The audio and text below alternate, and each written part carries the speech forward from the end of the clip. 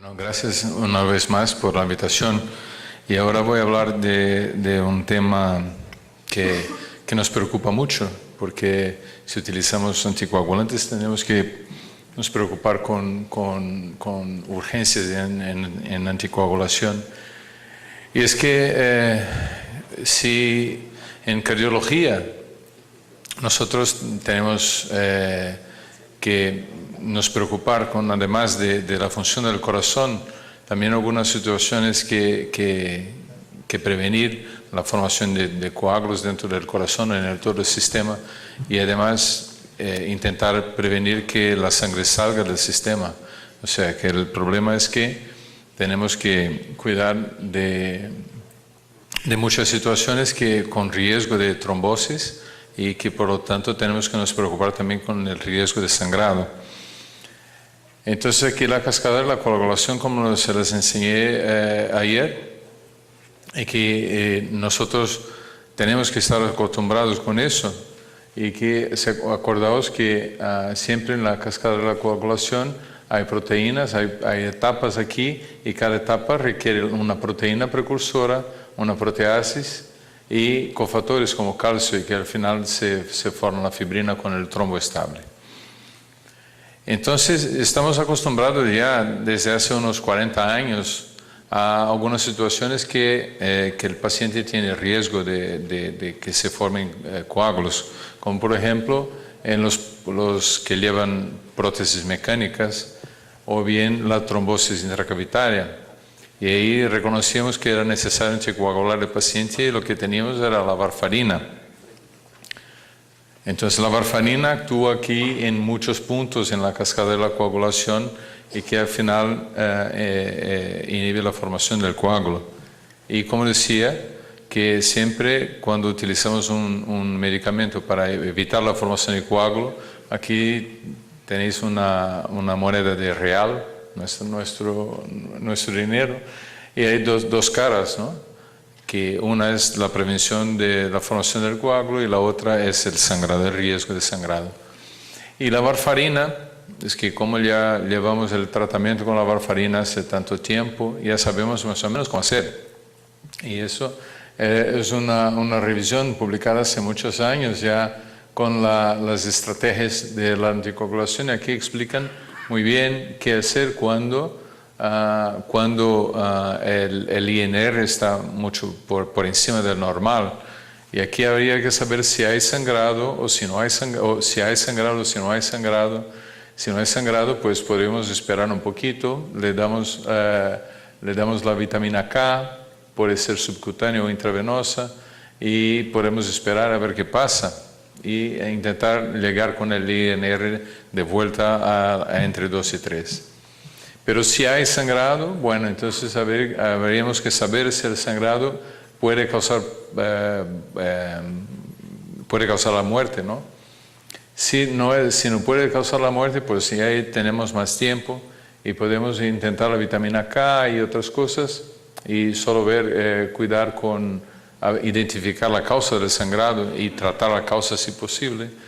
Pero también a veces que sí que hay peligro de vida.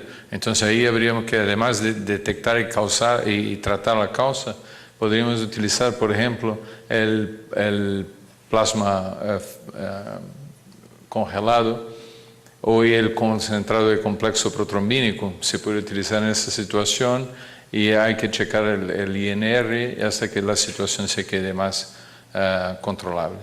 Entonces eso ya sabíamos qué hacer, ya tenemos experiencia con la utilización de la warfarina con sus complicaciones. Entonces ya estamos acostumbrados con la situación, hasta que hace unos años ya también se demostró que había el riesgo de la formación de un coágulo dentro de las arterias coronarias, y que eso provocaba las síndromes coronarias agudas. Y se buscó un tratamiento para eso, y el tratamiento entonces resulta la estreptokinasa o otras drogas para la lisis del trombo. Y pasa igual, o sea, si estamos tratando de tratar la trombosis, hay el problema del sangrado. Entonces tuvimos que aprender qué hacer cuando se sangraba después de una trombólisis. Y la trombólisis pues actúa exactamente aquí, en la fibrina, la lisis del trombo, y lo que tuvimos que aprender que hacer con el sangrado en esa situación. Y aquí una revisión de American Heart American College, publicada en el año 2004, diciendo que era lo que debíamos hacer con un enfermo que tenía infarto y que tenía cambios del estado neurológico, porque teníamos mucho miedo de sangrado en la cabeza. Entonces, lo que sabíamos era que si mientras hacíamos la trombólisis, si había hipertensión, con dolor de cabeza, náusea, vómito, entonces nosotros teníamos que nos preocupar con la hemorragia intracraneal. Entonces, tendríamos que saber si era o no. Bueno, si no era, no pasaba nada, pero si era una hemorragia, entonces ahí teníamos que nos preocupar. Y ahí teníamos que tratar médicamente muchas veces. Y ahí podíamos usar la protamina si el paciente llevaba heparina. Aquí sí utilizamos el plasma fresco congelado, crioprecipitado y concentrado de plaquetas, a ver si conseguíamos contener la hemorragia. Hombre, la complicación esa es una complicación muy grave, pero también estamos luchando contra un problema grave también, que era el infarto, o sea, que se justificaba y aprendemos, entonces con el tiempo aprendemos a hacerlo. Muy bien, pero la medicina sigue evoluyendo y ahora nos preocupamos con la fibrilación auricular. Si antes no teníamos que hacer, si antes solo teníamos la varfarina y algunos antiagregantes para prevenir el ABC y eventos embólicos en pacientes con fibrilación auricular, ahora tenemos otros fármacos, porque la vitamina K, los inhibidores, los antagonistas de la vitamina K tienen un montón de problemas de utilización que ya comentamos ayer, la dificultad de controlar el INR, la interacción con alimentos y con fármacos, y la media vida, y una serie de problemas. Entonces se buscó alternativas que podrían ser tan eficaces cuanto la varfarina, porque la varfarina sí es eficaz, la capacidad de predicción, amplia ventana terapéutica, baja incidencia y gravedad de eventos adversos, una administración oral fija, sin necesidad de monitoreo de la coagulación, etc. Entonces, encontramos algunas posibilidades, como por ejemplo los inhibidores directos de la trombina, como la dabigatrana, que es estudiada en el estudio RELY, esa diapositiva ya enseñé ayer, y aquí los resultados, que la terapia con la dabigatrana en la dosis 150 miligramos 2 veces resultaba en ser más eficaz que la varfarina, y que con la dosis de 110 miligramos era tan eficaz cuanto la varfarina. Entonces, y que aquí, hablando ahora de sangrado, y que si estamos hablando de urgencia de desangramiento, bueno, entonces de sangrado se notó que el sangrado total con la dabigatrana a la dosis de 110 2 veces era más bajo que la dabigatrana 150 que la varfarina, que entre las dos no había diferencia. Pero entonces aquí se ve que es una terapia que es eficaz, pero que también, sin embargo, puede provocar sangrado, y teníamos que estar preparados, listos para tratar.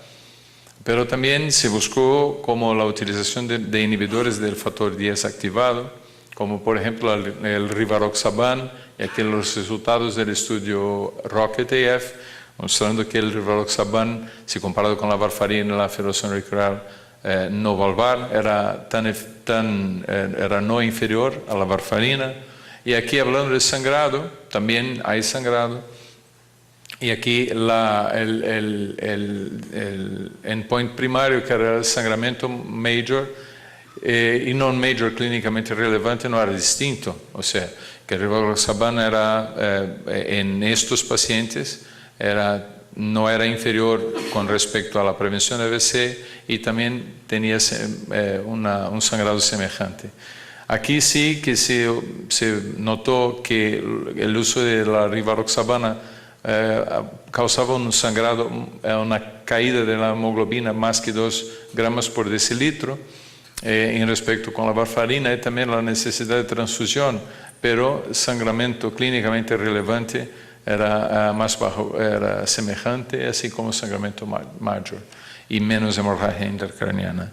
Y el apixaban, lo mismo, en el sur Aristóteles, los resultados aquí están, el apixaban superior que la varfarina, tanto en la prevención cuanto en el sangrado.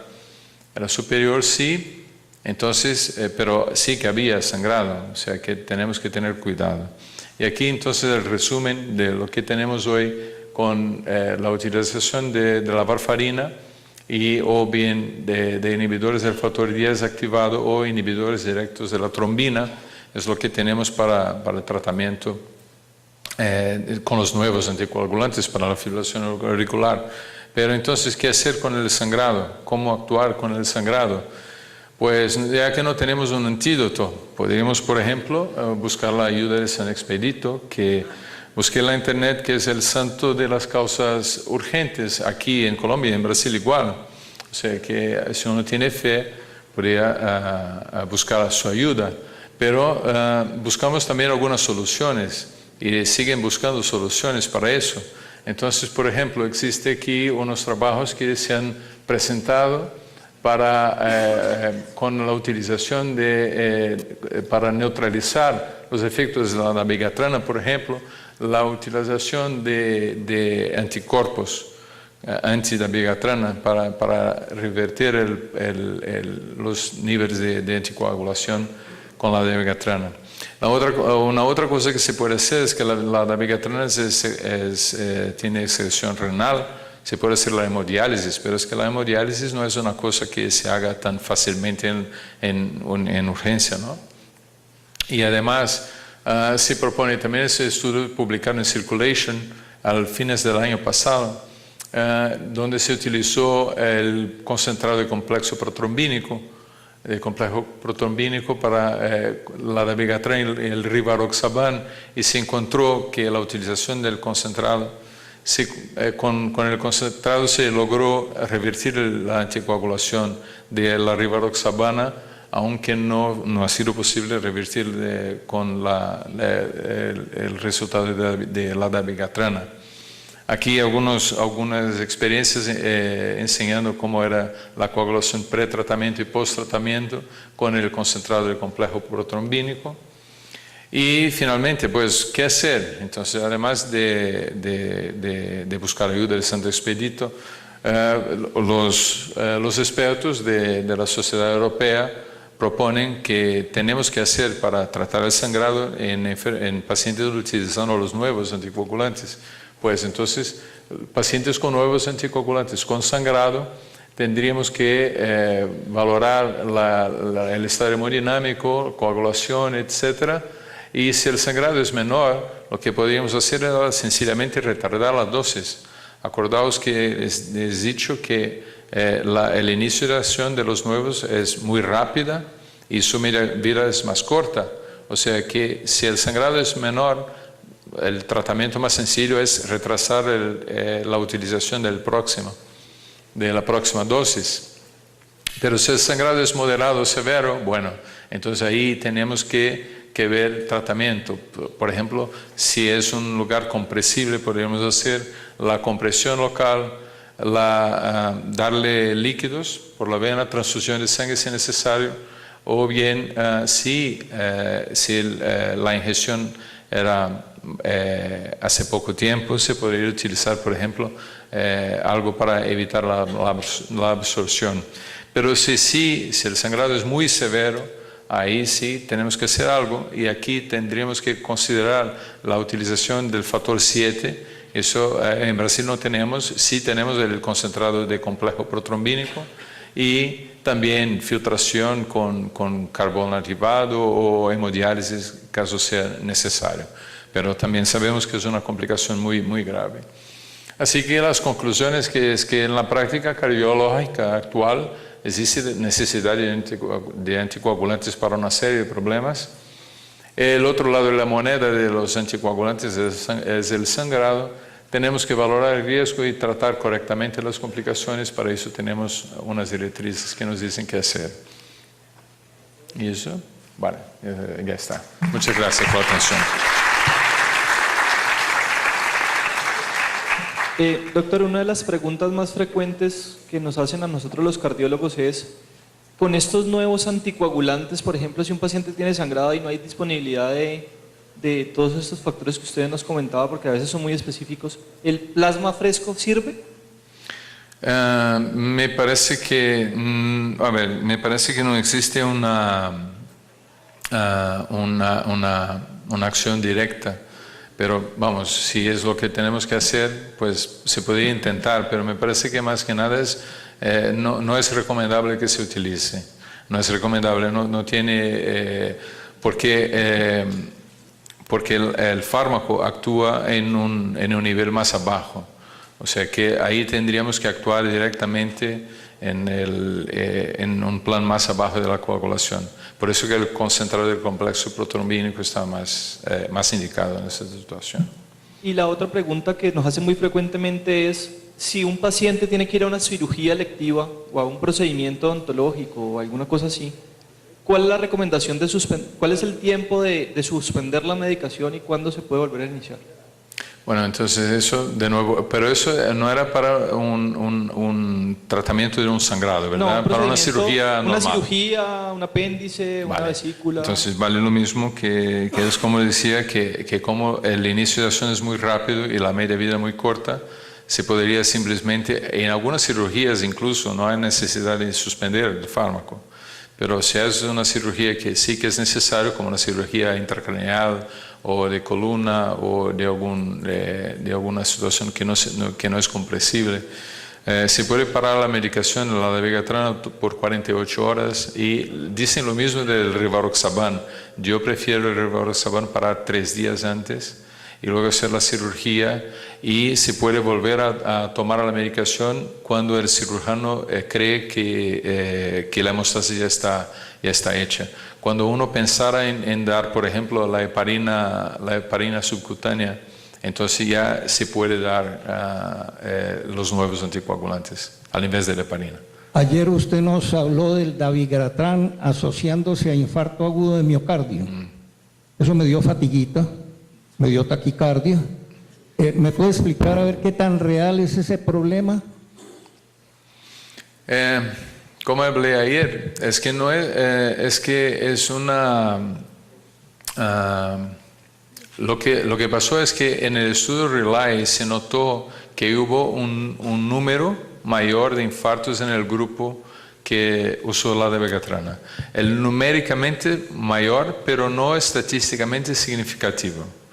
Eso llamó la atención de unos expertos. Entonces se buscó comprender un poquito mejor la cuestión. Y eso sigue sin respuesta. Porque si hubo unos estudios que dijeron que no, que haciendo un análisis no hubo, de hecho no hubo más infartos en el grupo de dabigatrana.